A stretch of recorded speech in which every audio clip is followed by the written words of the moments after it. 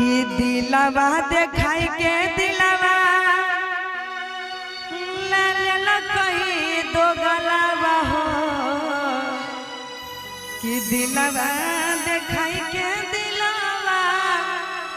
ले ले कहीं दो गलावा हो कि रिपोर्ट लिखा दरोगा जी धोखा देला कैला भरवा हो रिपोर्ट लिखा दरोगा जी धोखा। आइएगा कि दिला बहला गाय के दिलवा तोड़ देला कई दो गलावा हो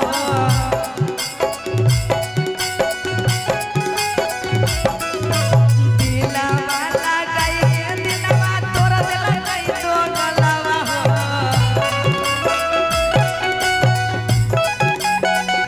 रिपोर्ट लिखा दरोगा जी धोखा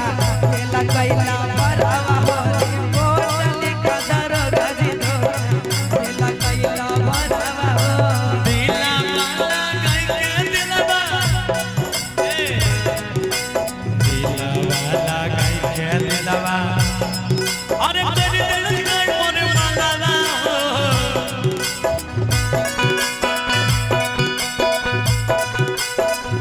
दिला वाला गाय के दिलवा अरे तेरे दिल का मोरे माला रिपोर्ट लिखा दरोगा जी धोखा देला कोई माला रिपोर्ट लिखा दरोगा जी धोखा देला कोई माला।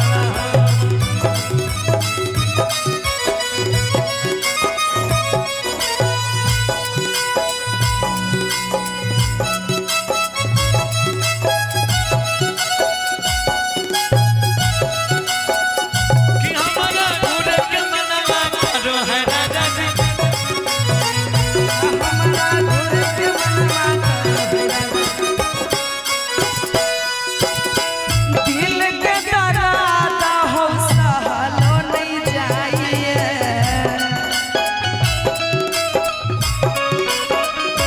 एक मिनट दुख के बात दरोगा जी कहलो नहीं जाइए हाय हाय दिल के दर्द मोरा सहल नहीं जाइए दुख के बात तो करो कहल नहीं जाइए